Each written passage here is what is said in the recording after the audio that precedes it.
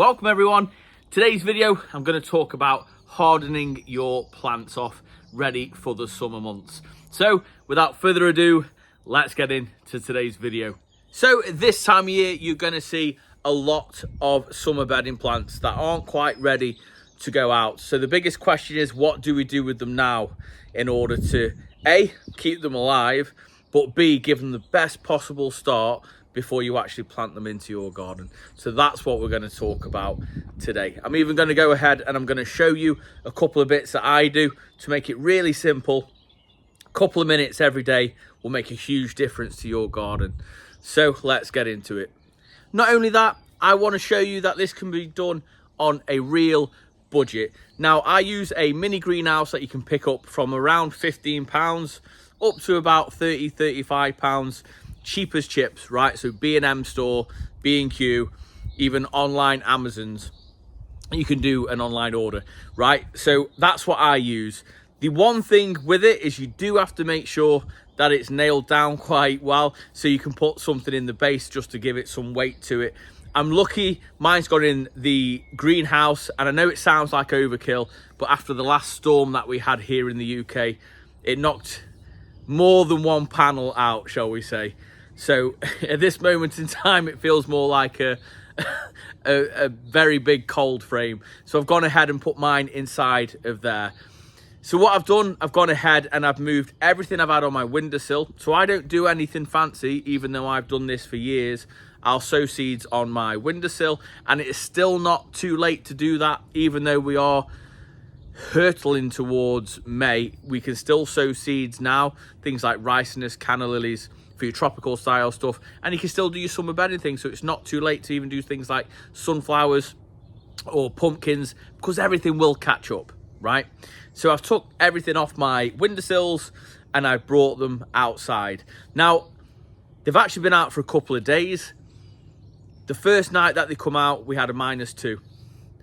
But luckily, I zipped it up, and you wouldn't believe how much warmth are actually kept inside. So I'll go ahead, I'm going to show you my mini greenhouse. I'm going to show you every plant I've got in it, what I've sowed, why I've sown it, and then I'll tell you sort of about a routine that I do daily, what takes 30 seconds to 1 minute every single day in order to get these plants ready for hopefully mid-March, if not mid-March, I wish, mid-May to late May, and hopefully the frosts have gone, and then we can get these planted out into the garden if I can keep the slugs off them.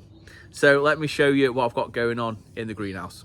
Now, I don't mind showing you all of my garden, right? The good bits and the not so good bits, right? So let's talk a little bit about this. So this greenhouse cost me nothing. This was actually my wife's granddad, but if you check out Facebook and you're willing to sort of put the time in, put one up, pick one up, all that sort of good stuff, then you can actually pick these up for free. A lot of people are actually giving these away because they don't want them, right? So that's my first tip.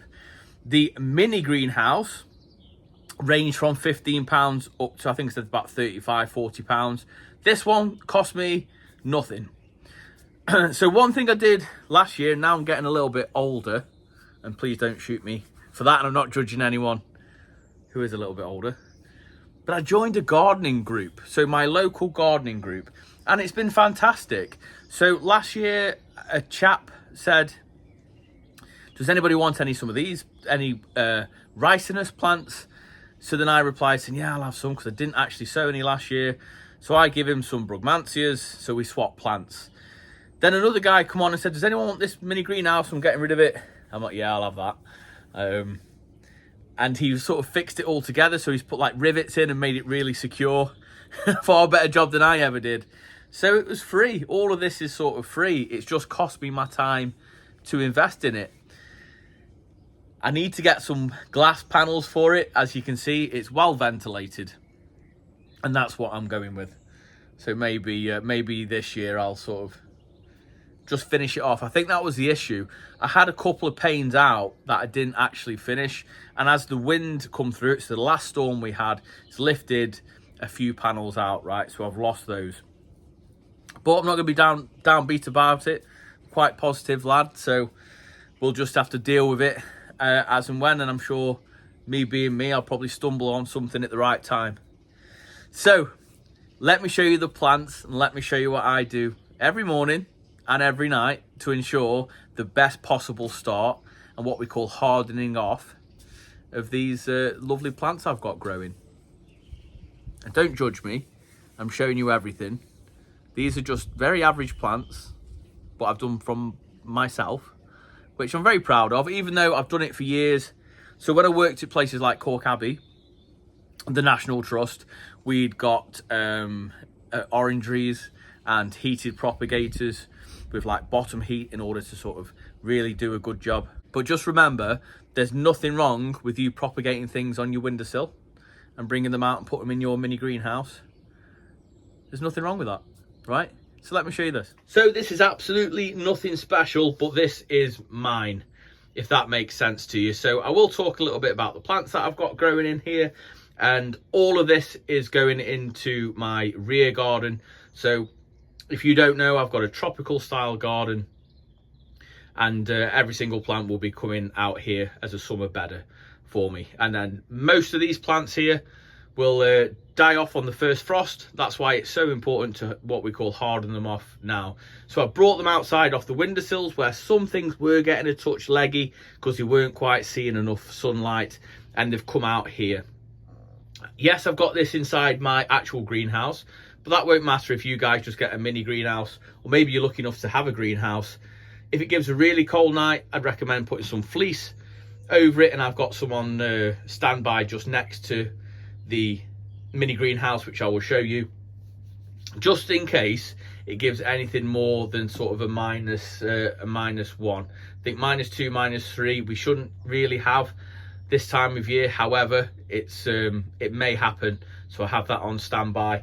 And then every night I'll come down, I'll zip it up so it's completely enclosed. It will create its own atmosphere, and then of a morning I will unzip it, roll it back, and let the air flow through it every single day. So I will show you a couple of things. So I've got some successes, and I've got some that aren't successes, but I'll show you all of it. Right, so just up here we've got some ricinus, which have gone a little bit leggy, I'm not going to lie, but they'll be absolutely fine, they'll bounce back. And then I've got some brugmansias just at the back there. So these are all classed as like a summer bedder, like an annual plant, and these get absolutely huge. Now I've got some Love Lies bleeding, so I sowed these back in March. They've done absolutely great. I've actually multi-sowed, and I pricked them out, and I put sort of 2 or 3 in a pot. These have a lovely purple flower, like a cascading flower, so they'll really look the part. I may even get a couple of those in the front. So summer bedding, I've got some really nice coleus just here, again summer bedding. Oh god, I've spotted.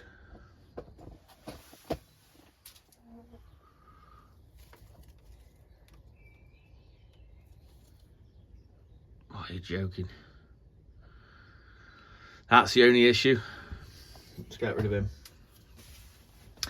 Right, so as you can see, I've got quite a few of the Love Lies bleeding. I've got some canna lilies coming through just at the back, just there. I've got some dahlias just starting to shoot, so I'm not worried about these. Some people's dahlias will be right up by now, but again, mine were done in a windowsill, nothing fancy, so I'm not worried about them. They're actually doing really well, in my opinion, and they will catch up. So just here, we've got some dahlias.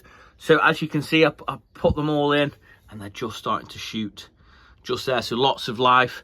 Again, more coleus at the back, more Love Lies bleeding, more coleus. And then just at the back there, we've got some brugmansias, which are one of my favourites. Again, more brugmansias, more coleus. And at the bottom there, we've actually got some cannas, which have finally started. Some canna lilies. And like I say, this will create its own atmosphere, and I just simply zip it up every night, unzip it every morning, and that is it. So that is everything that I do, but there's nothing wrong with keeping them on your windowsill for now. they just tend to get a little bit leggy, as you can see my ricinus have. But I'm not worried. You know, things will just sort of straighten themselves out, or some things will sort of catch them up. You know, there's a bit of a race in spring where people try and get things going quite early, and what can happen there is you get these leggy plants and they're not always the healthiest. So actually sowing them later on means that they'll actually catch up absolutely fine. So don't worry about it. Don't put yourself under any pressure when it comes to your seedlings. And the same for when it comes to sort of summer bedding plants like fuchsias, geraniums, stocks, or anything like that. If it's not sort of frost hardy, don't worry about buying it just yet. You've got a couple of 3 weeks before we can really think about potentially planting it out. So there's a thing online, what's called your last frost date, which will help you determine when your last frost was last year, so you can kind of aim around the same kind of week. But it all depends on your sort of 2-week forecast anyway. Something I've done for many years now. I've been obsessed with the weather, so it doesn't matter, you know, even though I work inside, I'm always watching the weather. I'm always watching like the nighttime temperature, and I'm looking at what the weather's actually doing, if that makes sense. So you want to look at your 2-week forecast, and you want to look at your last frost date. The minute we get the okay and you don't have any more frost in that area, then be brave and plant it out. And then if you've got a little bit of fleece on standby, then if it does give a random cold night just in that period, you can fleece it over. You can put a blanket over it. You can put a bag over it. Anything to just stop that frost just from touching those new leaves. It can cope with a tiny bit of cold, but not night after night of it being cold. That's where it does the damage. And most times, 9 times out of 10, it doesn't actually kill the plant. It just puts it in a bad mood for the rest of the summer. That's the best way I can describe it. I'm sorry about the waffling. It's been a much later vlog tonight than normally, and really enjoyed it. Really enjoyed getting out here. I'll continue to show you warts and all. So all my garden, some things look great, some things don't look great. I'm just a normal lad sharing stuff with you every single day. But if you did enjoy it, then please give it a big thumbs up, as it really does help the channel out, and drop a comment down below, as it helps share it out to others who love gardening just like we do. Until tomorrow, I'll see you in the garden. You take care.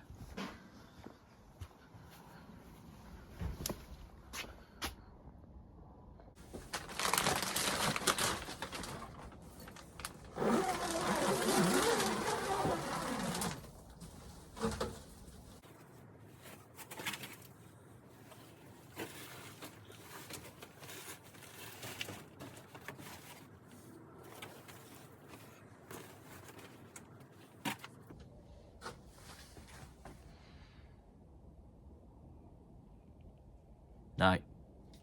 God, that's creepy.